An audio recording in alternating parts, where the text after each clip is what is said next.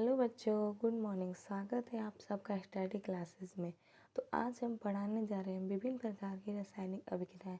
I hope आपको बाकी के लेक्चर अच्छे से समझ में आ गए होंगे। यदि आपको हमारा आज का यह क्लास पसंद है तो प्लीज़ इस चैनल को जल्द से जल्द लाइक, सब्सक्राइब एंड ज़्यादा से ज़्यादा शेयर करें तथा बेल आइकन को दबाकर ऑल पर कर दें ताकि हमारे आने वाले सभी वीडियो का नोटिफिकेशन आपको मिलता रहे। तो चलिए अब हम जानते हैं कौन कौन सी रासायनिक अभिक्रियाएँ होती हैं। देखिए हमारा टॉपिक था विभिन्न प्रकार की रासायनिक अभिक्रिया, जिसमें पहला अभिक्रिया है संयोजन या संश्लेषण अभिक्रिया।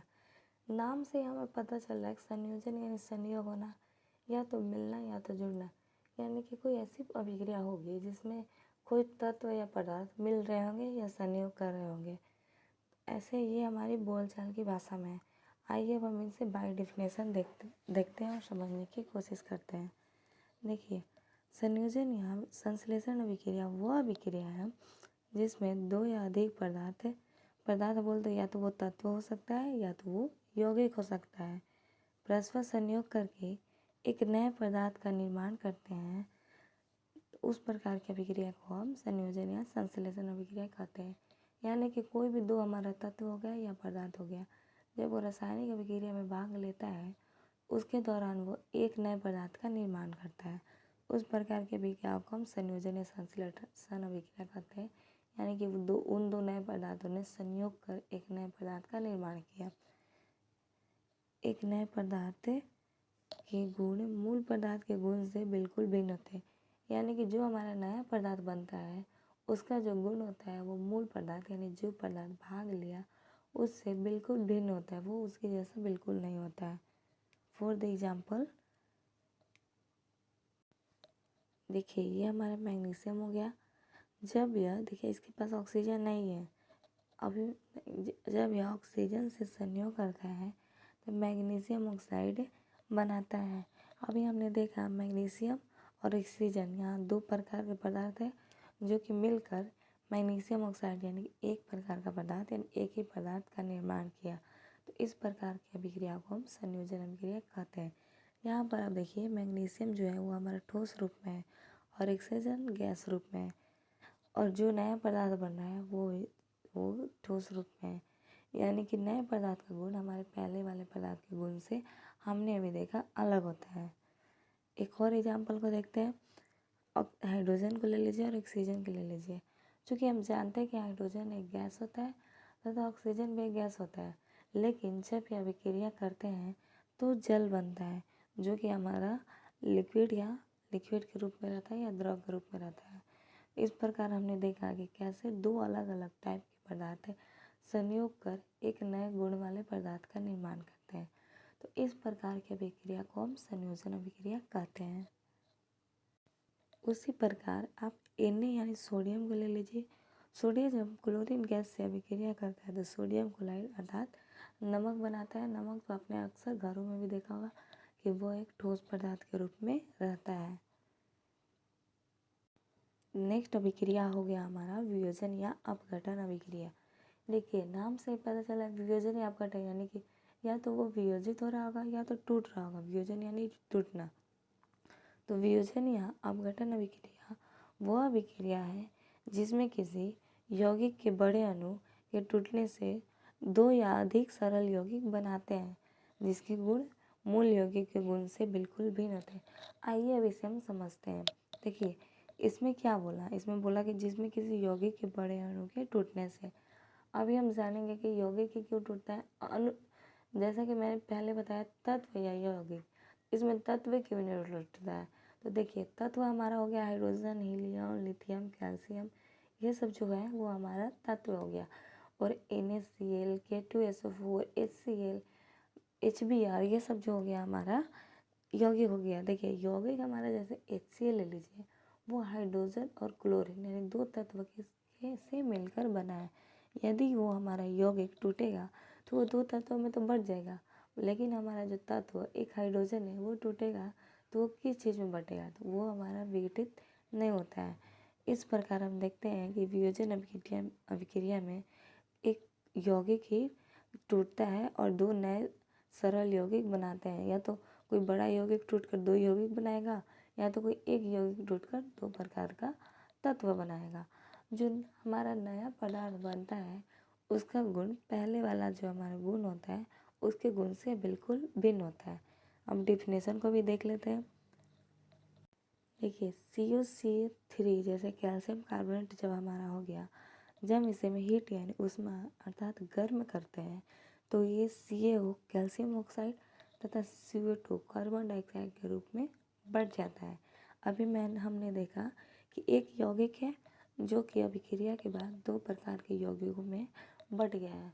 तो इस प्रकार की अभिक्रिया को वियोजन या अपघटन अभिक्रिया कहते हैं। यहाँ पर आप देखिए CuCl3 एस यानी कि सॉलिड ठोस के रूप में है, और CaO हमारा सॉलिड है तथा CO2 हमारा गैस है।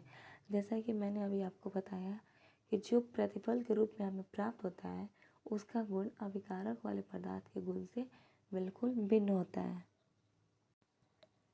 एक इम्पोर्टेंट बात, चूँकि ये अपघटन अभिक्रिया है ऊष्मा के प्रभाव से कराई जाती है, अतः इन्हें ऊष्मीय अपघटन अभिक्रियाएं भी कहते हैं। देखिए इसका कहने का मतलब ये हुआ कि ये जो अभिक्रियाएं होती हैं, जो अपघटन की अभिक्रिया, वो हमारे ऊष्मा के प्रभाव द्वारा की जाती है, इसलिए हम इसे ऊष्मीय अपघटन अभिक्रिया भी कहते हैं। जैसा कि अभी हमने CaCO3 को देखा, जब इसे गर्म करते हैं तब यह CaO कैल्शियम ऑक्साइड तथा CO2 कार्बन डाइऑक्साइड के रूप में बढ़ जाता है। जहाँ तक अभी हमने देखा कि यह प्रक्रिया ऊष्मा के प्रभाव में वियोजित होती है, इसलिए हम इसे ऊष्मीय अपघटन अभिक्रिया भी कहते हैं। देखिए सभी को हम ऊष्मीय अपघटन अभिक्रिया नहीं कह सकते, क्योंकि सभी अभिक्रिया ऊष्मा के प्रभाव में नहीं होती है। सभी अपघटन अभिक्रिया ऊष्मा के प्रभाव में नहीं होती है। जैसे आप NaCl ले लीजिए, सोडियम क्लोराइड, जब इस पर हम इलेक्ट्रिक फ्लो करते हैं यानी विद्युत धारा का प्रवाह करते हैं तब यह Na सोडियम और क्लोरीन गैस के रूप में विघटित हो जाता है। अभी हमने देखा CaCO3 ऊष्मा के प्रभाव में विघटित होता है, तो NaCl विद्युत धारा के प्रभाव में विघटित होता है। तो सभी वियोजन अभिक्रिया ऊष्मीय अपघटन अभिक्रिया नहीं होती है, लेकिन सभी ऊष्मीय अपघटन अभिक्रियाएं वियोजन अभिक्रियाएं हो सकती है। ये एक इम्पोर्टेंट नोटिस हो गया हमारा। अब हम आते हैं वैद्युत अपघटन अभिक्रिया पर। देखिए वैसी रासायनिक अभिक्रिया जो विद्युत धारा के प्रवाह से वियोजित अर्थात टूट जाता है, वह अभिक्रिया वैद्युत अपघटन अभिक्रिया कहलाता है। यानी कि वैसी रासायनिक अभिक्रिया जो विद्युत धारा के प्रवाह से वियोजित होता है, यानी कि वो ऊष्मा से नहीं टूटता है, जब हम इस पर विद्युत धारा प्रवाहित करते हैं तभी वह विघटित हो जाता है। तो उस प्रकार की अभिक्रिया को हम वैद्युत अपघटन अभिक्रिया कहते हैं। जैसे में हमारा जल ले लीजिए H2O, जब हम इस पर विद्युत धारा का प्रवाह करते हैं तब यह हाइड्रोजन गैस और ऑक्सीजन गैस में विघटित हो जाता है। ऐसे यह किसी भी प्रकार से नहीं टूटता है। और जैसे कि हमारा सोडियम क्लोराइड, जैसे अभी मैंने आपको बताया कि जब हम इस पर विद्युत धारा का प्रवाह करते हैं तब यह सोडियम और क्लोरीन गैस में विघटित हो जाता है। जैसा कि हमने देखा कि ये दोनों अभिक्रियाएं बिना विद्युत धारा के संभव नहीं होती है, तो इस प्रकार की अभिक्रिया को हम वैद्युत अपघटन अभिक्रिया कहते हैं।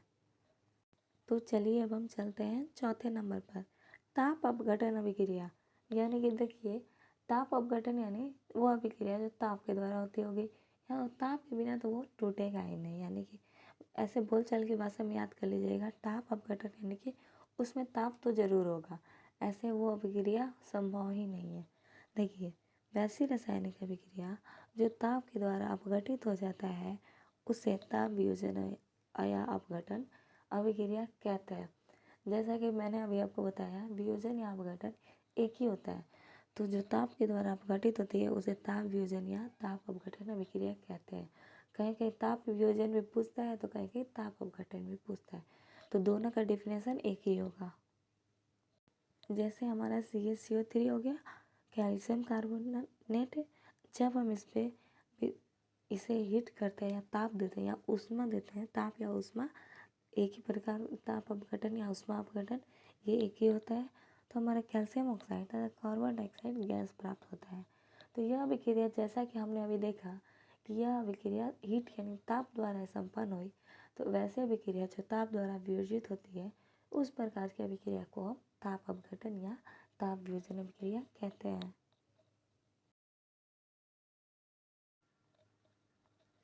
हमारा नेक्स्ट टॉपिक हो गया प्रकाश रासायनिक अभिक्रिया। देखिए नाम से ही लग रहा है प्रकाश रासायनिक, यानी कि कोई ऐसी रासायनिक अभिक्रिया होगी जो प्रकाश द्वारा होगी, संपन्न होगी, उसमें तो प्रकाश का होना अनिवार्य होगा। देखिए बाय डेफिनेशन ऐसी रासायनिक अभिक्रिया जो प्रकाश ऊर्जा द्वारा अपघटित हो जाता है प्रकाश रासायनिक अभिक्रिया कहलाता है।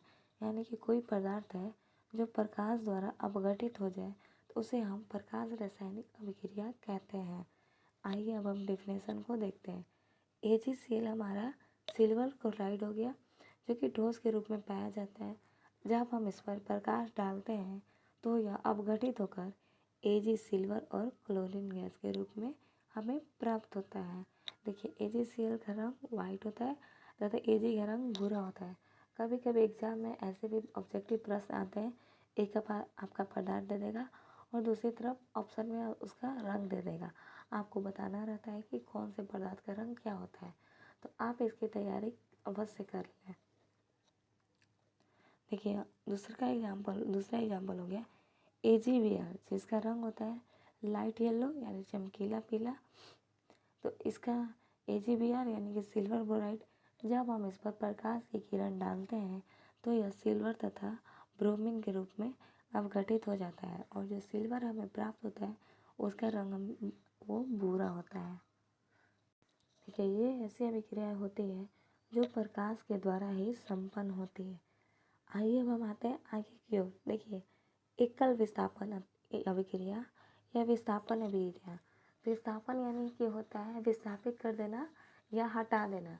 कोई ऐसी अभिक्रिया जिसमें कोई तत्व दूसरे तत्व को हटा देता है या विस्थापित कर देता है, उस प्रकार की अभिक्रिया को हम विस्थापन अभिक्रिया कहते हैं।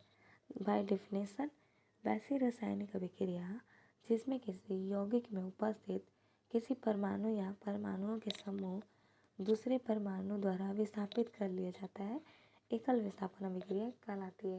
यानी कि कोई यौगिक है, उसमें एक यौगिक, जैसा कि मैंने आपको बताया कि यौगिक में 2 परमाणु होते हैं, तो उसमें अगर कोई दूसरा परमाणु आकर उसे हटा देता है और उसके स्थान पर बैठ जाता है या लग जाता है, तो उस प्रकार की अभिक्रिया को हम एकल विस्थापन या विस्थापन अभिक्रिया कहते हैं। देखिए एकल विस्थापन यानी कि एक ही परमाणु से भी अपघटित कर सकता है, 2 परमाणु अपघटित कर उसका स्थान ग्रहण नहीं कर सकते, इसलिए हम इसे एकल विस्थापन अभिक्रिया कहते हैं। देखिए 4th एग्जाम्पल चलते हैं। CuSO4 कॉपर सल्फेट हमारा हो गया।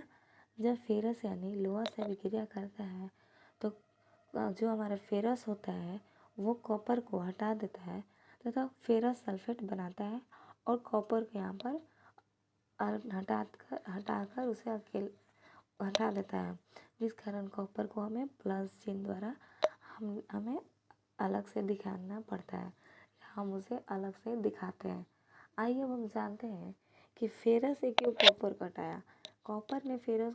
कॉपर क्या यहाँ पे फेरस की जगह मैग्नीशियम होता तो वो भी हटा देता, हाइड्रोजन होता तो वो भी हटा देता। कैसे हम जानेंगे कि कौन पदार्थ किस पदार्थ को विघटित कर देता, विस्थापित कर देता है या अपने स्थान से हटा देता है। इसके लिए सबसे आवश्यक है सक्रियता श्रेणी को जान लेना। सक्रियता श्रेणी के द्वारा ही हम जान पाएंगे कि कौन पदार्थ किस पदार्थ को विस्थापित कर सकते हैं तथा कौन पदार्थ ऐसा नहीं कर सकते हैं। देखिए ये हो गया हमारा अभिक्रियाशीलता श्रेणी। अभिक्रियाशीलता श्रेणी या सक्रियता श्रेणी, ये इस दोनों का अर्थ एक ही होता है। देखिए अभिक्रियाशीलता श्रेणी में हमें यह जानने को मिलता है कि कौन पदार्थ कितना क्रियाशील होता है, कौन से तत्व कितना क्रियाशील होते हैं।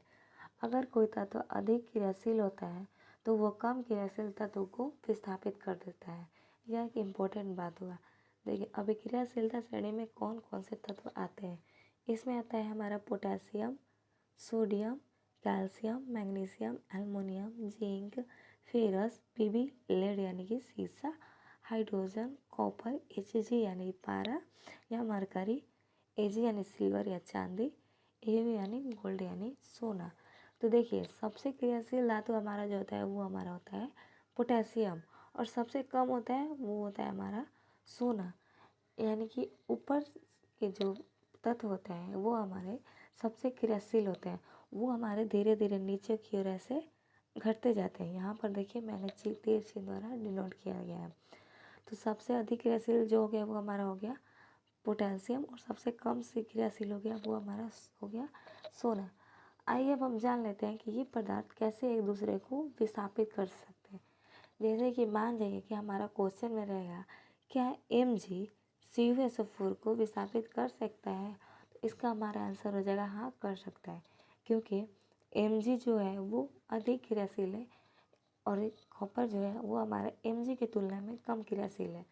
Mg जो हम है अधिक क्रियाशील है, यानी उसके पास अधिक पावर है, अधिक शक्ति है, तो वो कम पावर वाले कॉपर को हटा सकता है और उसका स्थान ग्रहण कर सकता है। अगर आपको नहीं समझ में आया तो हम दूसरा एग्जाम्पल ले लेते हैं। क्या हमारे Ag यानी कि सिल्वर कैल्शियम कार्बोनेट को विघटित कर सकता है, तो इसका आंसर होगा नहीं, क्योंकि सिल्वर का जो होता है वो क्रियाशीलता वो कैल्शियम की अपेक्षा कम होता है, तो सिल्वर कैल्शियम को नहीं विघटित कर सकता है, उसका शक्ति कैल्शियम की शक्ति से कम होता है। और जो कैल्शियम होता है वो सिल्वर को हटा सकता है। अगर कैल्शियम अलग हो और सिल्वर ब्रोमाइड या सिल्वर क्लोराइड कुछ ऐसा हो, तो कैल्शियम सिल्वर में से क्लोराइड को हटाकर अपने में कैल्शियम क्लोराइड बनाकर जोड़ सकता है, लेकिन सिल्वर ऐसा नहीं कर सकता है क्योंकि सिल्वर के पास कम क्रियाशील होता है, इसलिए वो अधिक क्रियाशील कोई पदार्थ को नहीं हटा सकता है। देखिए हाइड्रोजन के नीचे के ऐसे सभी एक लाइन में याद कर लीजिएगा। हाइड्रोजन के नीचे के जो तत्व होते हैं वो एक प्रकार के कम क्रियाशील ही होते हैं। एक इम्पोर्टेंट बात, जो हमारा Pb होता है वो किसी तत्व से अभिक्रिया नहीं कर सकता है, यह एक अपवाद होता है। यह ना तो हाइड्रोजन के साथ अभिक्रिया करेगा, या अपने से ऊपर का छोड़िए अपने के नीचे वाले तत्व को भी विस्थापित नहीं कर सकता है, क्योंकि जो हमारा Pb अर्थात शीशा होता है वो किसी भी तत्व के साथ है या यौगिकों में से किसी तत्व को विस्थापित नहीं कर सकता है। ये हमारा अपवाद के रूप में लिया जाता है, लेकिन अभिक्रियाशीलता श्रेणी में हम इसे हाइड्रोजन के ऊपर ही रखते हैं, लेकिन यह किसी भी तत्व से अभिक्रिया नहीं करता है। जब आप CaCO3 या KCl ACl कुछ भी लेंगे और प्लस में Pb रखेंगे, जैसे कि आप ले लीजिए KCl ले लीजिए प्लस में Pb ले लीजिए, तो हमारा कुछ अभिक्रिया प्राप्त नहीं होगा, क्योंकि Pb किसी के साथ क्रिया नहीं करता है। अभी आपने सोचा कि ऊपर वाला केवल हम नीचे ले लेते हैं, तो आप ले लीजिए हमारा Ag ले लीजिए प्लस में Pb ले लीजिए, इसके बाद भी हमें कोई अभिक्रिया प्राप्त नहीं होगी, क्योंकि जैसा कि मैंने अभी आपको बताया कि Pb किसी से भी अभिक्रिया नहीं कर सकता है। AgCl ले लीजिए तो Pb हमारा Ag को विस्थापित नहीं करेगा। देखिए Pb यहाँ किसी से अभिक्रिया नहीं कर सकता है, ये इसलिए कोई भी पदार्थ वो नहीं बनाता है, चाहे वो क्रियाशीलता नेक्स्ट अगले पदार्थ की क्रियाशीलता अधिक हो या कम ही क्यों ना हो। ये अब आप सोचेंगे क्रियाशीलता श्रेणी को हम कैसे याद करें, ये तो हमसे याद नहीं हो रहा है। तो इससे याद करने के लिए मैंने 2 ट्रिक को बताया है। आपको कोई भी ट्रिक पसंद है तो आप उसके थ्रू उसे याद कर सकते हैं। देखिए पहला ट्रिक हो गया हमारा, काशीनाथ का माली आलू जरा फीके पकाता है, कौन है आगे आओ। ये तो हमने बोलचाल की भाषा में भी देखा होगा कि वो जो है उसको खाना ठीक नहीं बनाता, या उसकी लड़की खाना अच्छा नहीं पकाती, तो उसकी लड़की बोल दीजिए या काशीनाथ का माली बोल दीजिए। आलू ज़रा फीके पकाता है, यानी कि जब कोई वो किसी आलू का कुछ सब्जी बनाता है या कुछ बनाता है तो वो उसको फीके बनाता है, यानी कि उसमें कुछ स्वाद नहीं होता है। कौन है आगे आओ, ये भी हम बोल सकते हैं। कोई पीछे खड़ा रहता है तो कौन पीछे खड़ा है या कौन है वहाँ आगे आओ, तो ये भी हमारे एक बोलचाल की भाषा में हो गया। आइए अब हम इसे जानते हैं कि इसका क्रियाशीलता श्रेणी से क्या कनेक्शन है। काशी का आप के ले लीजिए, नाथ का आप एने ले लीजिए, कैल्शियम Ca, माली Mg, आलू एल्युमिनियम, जरा का जिंक, फीका यानी फेरस लोहा, पकाता यानी Pb लेड शीशा, है यानी हाइड्रोजन, कौन यानी कॉपर, है यानी HG पारा, आगे यानी AG, आओ यानी AU। तो इन सभी के द्वारा हम जान सकते हैं कि कौन सी क्रियाशीलता श्रेणी आगे है तथा कौन सी क्रियाशीलता श्रेणी पीछे है। या क्रियाशीलता श्रेणी याद करने का एक तरीका हो गया। अगर आपको KNA-CAMG के द्वारा ये अब नहीं याद हो रहा था, मेरे पास एक दूसरा ट्रिक है। देखिए, कोई ऐसे अगर देखिए इस ट्रिक को जानने से पहले हम समझ लेते हैं। कोई ऐसे किसी बच्चे को बोलता है बाबू ये काम कर दो तो मैं तुम्हें चॉकलेट दूंगी। छोटे बच्चे को बहलाना फुसलाना या कोई प्रकार का कोई लालच देता है। अक्सर आपने देखा होगा कि लालच के थ्रू उसे काम करवाया जाता है, जो कि एक प्रकार का एक गलत तरीका है हमारा। हमें बचपन से बच्चे को लालच नहीं देना चाहिए। अगर हम उसे बचपन से लालच देकर काम करवा लेंगे तो बड़ा होकर कोई उसे कुछ और गलत काम करने के लिए भी लालच दे सकता है। तो बचपन से सीखा हुआ बच्चा उस काम को लालच के लिए ज़रूर करेगा। तो हमें इसे छोटे बच्चे को कभी लालच नहीं देना चाहिए। भले ही खुशी में हमें उसे चॉकलेट या गिफ्ट दे देना चाहिए, लेकिन कोई काम करवा कर या उसके थ्रू हमें उसे लालच नहीं देना चाहिए, जो कि उसके भविष्य के लिए हम गलत करते हैं। ऐसे आपने बोलचाल की भाषा में भी ज़रूर सुना होगा, इसलिए मैंने इसे ट्रिक के रूप में ले लिया है ताकि आपको अच्छे से याद हो जाए। लेकिन हमें इसे कभी अपनाना नहीं चाहिए। छोटे बच्चे को लालच बचपन से ही नहीं देना चाहिए, नहीं सिखाना चाहिए। देखिए, परी सारा काम मेरा एक झटके में जल्द से जल्द हो जाए तो क्या पता तुम्हें इसके बाद चांदी या सोना मिल जाए। यानी कि कोई एक व्यक्ति है जो कि परी नाम की कोई लड़की है, उससे बोल रहा है या बोल रही है कि अगर मेरा सारा काम एक झटके में जल्द से जल्द हो जाए तो क्या पता इसके बाद तुम्हें चांदी या सोना मिल जाए। या क्या पता मैं तुम्हें इसके बाद चांदी दूँ या सोना दे दूँ। या उसे एक प्रकार का लालच ही दिया गया है कि क्या पता तो वो चांदी या सोने के लालच में वो ये काम को कर देगी। आइए अब हम जानते हैं ट्रिक से इसका क्या लेना देना है। परी यानी पोटेशियम, सारा यानी सोडियम, काम यानी हमारा हो गया कैल्शियम, मेरा यानी मैग्नीशियम, एक यानी होगा ए से एल्युमिनियम, झटके में जल्द से जल्द। देखिए, इसमें सभी ट्रिक नहीं हो सकता, कुछ एक्स्ट्रा भी वर्ड होते हैं, लेकिन जो मैं आपको बता रही हूँ उस पर आप ध्यान दीजिए। जल्द, एक ल हमारा हो गया लोहा, लोहा के लिए एक ल हो गया। और जल्द से जल्द एक ल हमारा आया लेड के लिए। ये एक याद करने वाला बात हो गया कि लोहा ऊपर होता है, लेड नीचे होता है। वैसे भी लेड यानी पीवे के से तो अभिक्रिया करता भी नहीं है, तो इतना कोई इम्पोर्टेंट नहीं है। हो यानी कि ह से हाइड्रोजन, जाए तो क्या पता, क यानी कि कॉपर, पता यानी कि पारा या मरकरी, या इसका दूसरा पारा या मरकरी आप याद कर लीजिए कि दोनों एक ही होता है। इसके बाद तुम्हें चांदी यानी कि चांदी हो गया हमारा, सोना यानी कि सोना हो गया मिल जाए। आई होप आपको यह ट्रिक अच्छे से समझ में आ गए होंगे। यदि आपको कोई भी शिकायत है हमारे क्लास को लेकर तो आप कमेंट बॉक्स में जाकर हमें कमेंट कर सकते हैं। हम उसका आंसर देने की पूरी तथा समझाने की फिर से पुनः प्रयास करेंगे। इसी के साथ अब हम आते हैं आगे की ओर। हमारा नेक्स्ट क्वेश्चन है द्विविस्थापन या उभय विस्थापन अभिक्रिया। जैसा कि हमने आपको बताया विस्थापन यानी कि हटा देना। अब जानते हैं वो था हमारा एकल विस्थापन। अब हम जानते हैं कि द्विविस्थापन में क्या होता है। देखिए, उभय विस्थापन अभिक्रिया वह अभिक्रिया है जिसमें दो यौगिक अपने आयनों का विनिमय या आदान प्रदान करके दो नए यौगिक का निर्माण करते हैं।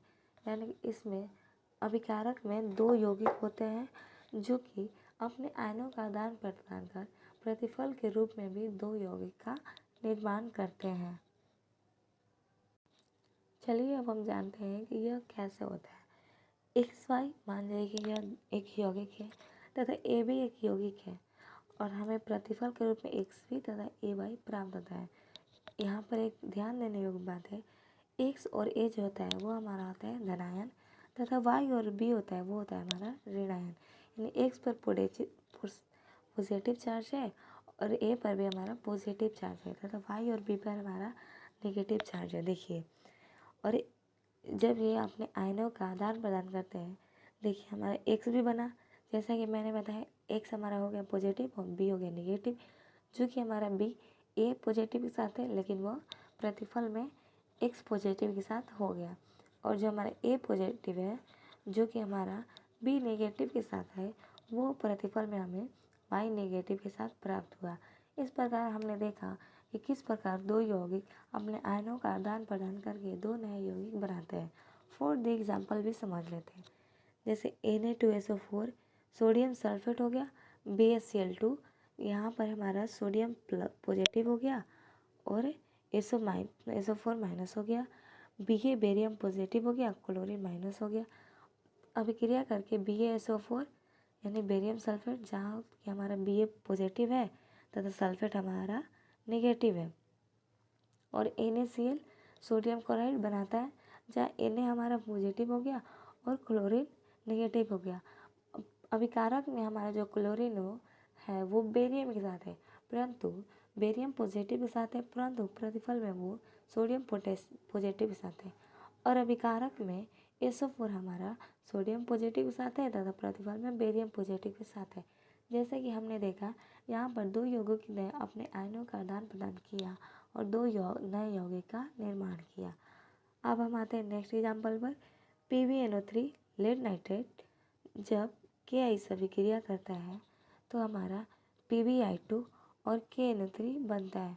अभी मैंने आपको बताया Pb किसी भी क्रियाशील धातु से अभिक्रिया नहीं करता है, लेकिन वह किसी भी तत्व से अभिक्रिया नहीं कर सकता है। क्रियाशील तत्व से अभिक्रिया नहीं कर सकता है, लेकिन वह अन्य तत्व से अभिक्रिया करता है, जैसा कि नाइट्रोजन हो गया, ऑक्सीजन हो गया। ये क्रियाशीलता श्रेणी में नहीं आते हैं, इस कारण यह इन दोनों से अभिक्रिया कर लेता है। तो Pb जो हो गया वो हमारा प्लस पॉजिटिव हो गया और NO3 हो गया हमारा नेगेटिव हो गया, K हमारा पॉजिटिव हो गया, I हमारा नेगेटिव हो गया। तो जैसा कि हमने देखा I जो नेगेटिव चार्ज है वो K पॉजिटिव के साथ है, परंतु प्रतिफल में वो Pb पॉजिटिव के साथ है, और K जो हमारा पॉजिटिव है वो I नेगेटिव के साथ है और प्रतिफल में वो NO3 नेगेटिव के साथ है। तो अभी हमने देखा कि कैसे दो यौगिक अपने आयनों पर का आदान प्रदान करके दो नए यौगिक का निर्माण करते हैं। अब हम आते हैं अवक्षेपण अभिक्रिया पर। अवक्षेपण का जिक्र मैंने पहले के क्लास में भी किया है। अगर आपने वो वीडियो नहीं देखा है तो आप हमारे प्लेलिस्ट में जाकर उस वीडियो को देख सकते हैं। देखिए, कुछ ऐसी रासायनिक अभिक्रियाएं होती है जिनमें कोई प्रतिफल ठोस के रूप में विलयन से अलग हो जाता है। ऐसी अभिक्रिया अवक्षेपण अभिक्रिया कहलाती है। पृथक होने वाला ठोस पदार्थ अवक्षेप कहलाता है। यानी कि यह एक ऐसी अभिक्रिया होती है जिसमें अभिक्रिया के दौरान कोई ठोस पदार्थ उससे अलग होकर नीचे जाकर तली में बैठ जाता है या जमा हो जाता है, जिसे हम अवक्षेप कहते हैं, जिसे नीचे के तीर चिन्ह द्वारा डिनोट किया जाता है। उस प्रकार की अभिक्रिया को अवक्षेपण अभिक्रिया कहते हैं। जैसे एग्जाम्पल में आप Na2SO4 सोडियम सल्फेट ले लीजिए तथा बेरियम क्लोराइड ले लीजिए BaCl2। जब यह अभिक्रिया करता है तो BaSO4 बेरियम सल्फेट तथा NaCl सोडियम क्लोराइड बनाता है, जो हमारा BaSO4 होता है वो ठोस का रूप में होता है, जो जाकर तली में बैठ जाता है अवक्षेप के रूप में, जिसे हम अवक्षेप बोलते हैं, और इसे हम नीचे के तीर चिन्ह द्वारा सूचित करते हैं। यह एक प्रकार की अवक्षेपण अभिक्रिया होती है जिसमें हमारे अवक्षेप का निर्माण होता है। अब हम आते हैं उदासीनीकरण अभिक्रिया पर। उदासीनीकरण अभिक्रिया किसे कहते हैं? देखिए, वह अभिक्रिया जिसमें कोई अम्ल किसी भस्म के साथ अभिक्रिया करके लवण तथा जल बनाता है उदासीनीकरण अभिक्रिया कहलाती है। इसमें जो होता है, इसमें अम्ल और भस्म ही अभिक्रिया कर लवण और जल का निर्माण करते हैं। तो इस प्रकार की अभिक्रिया को उदासीनीकरण अभिक्रिया कहते हैं। देखिए, उदासीनीकरण अभिक्रिया को याद करने का एक ट्रिक होता है, जल। यदि कोई अभिक्रिया में आपको जल दिखे या प्रतिफल के रूप में हमें जल की प्राप्ति हो तो समझ जाइएगा कि वह एक उदासीनीकरण अभिक्रिया होती है।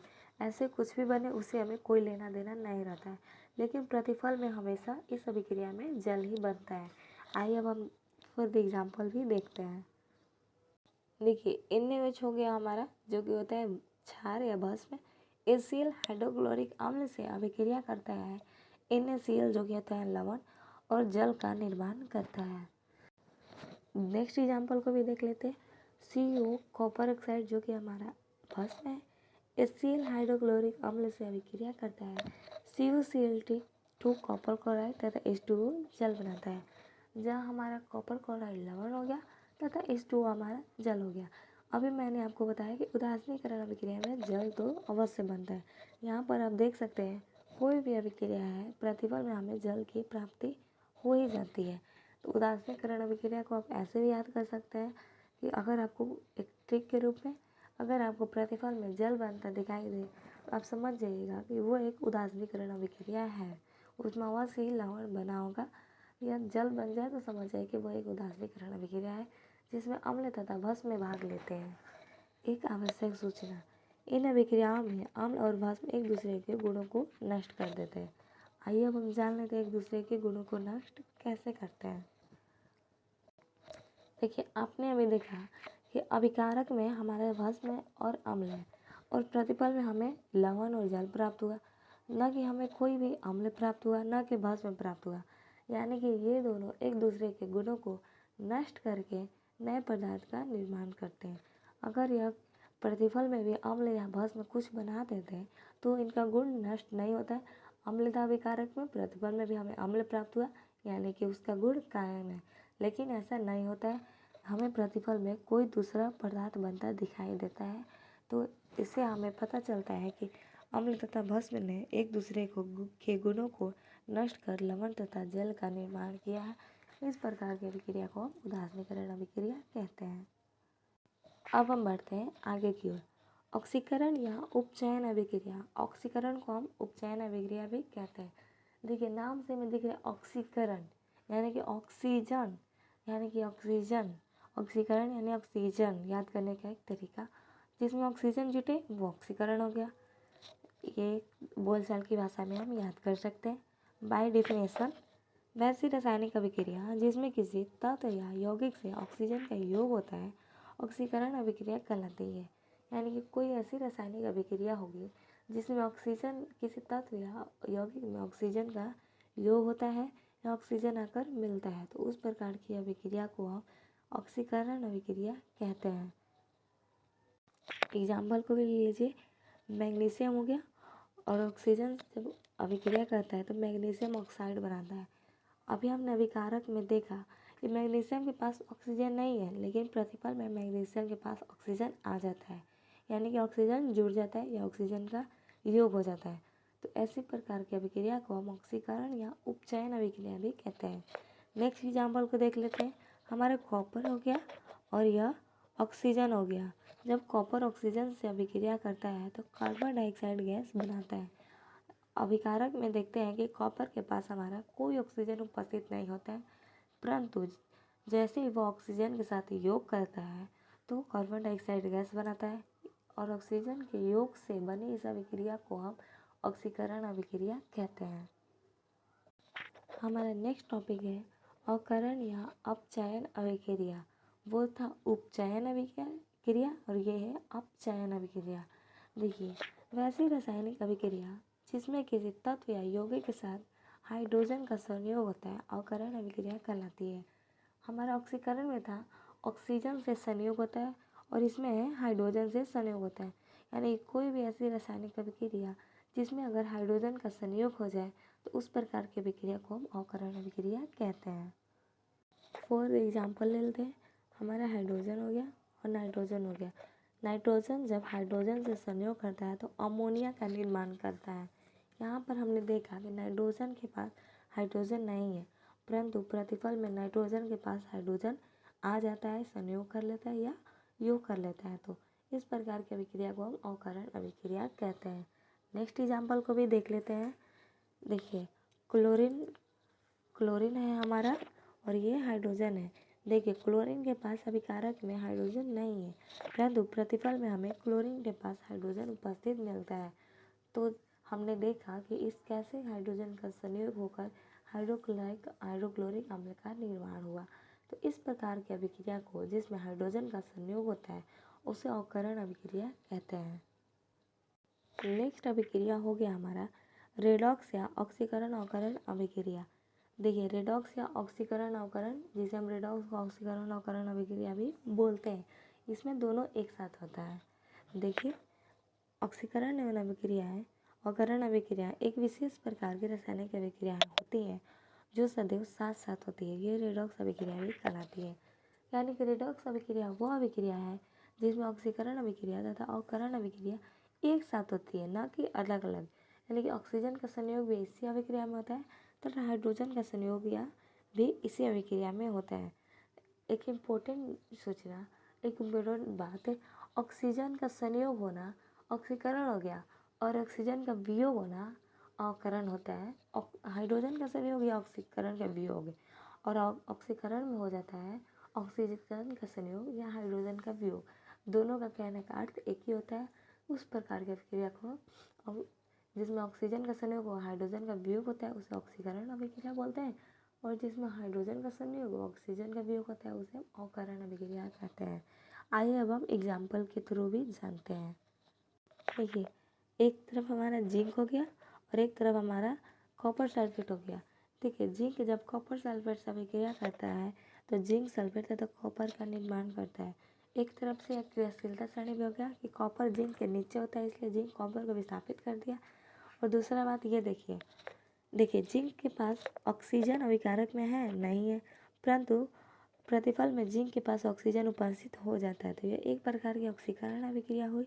और देखिए कॉपर सल्फेट में हमें यहाँ दिखाई दे रहा है कि यहाँ पर ऑक्सीजन उपस्थित है, परंतु प्रतिफल में हमें कॉपर अकेला मिलता है, उसके पास ऑक्सीजन नहीं होता है या ऑक्सीजन का संयोग मैंने ऑक्सीजन उससे हट जाता है। तो यह प्रकार की अभिक्रिया अपचयन अभिक्रिया कहलाती है, जिसमें ऑक्सीजन का वियोग और हाइड्रोजन का संयोग होता है।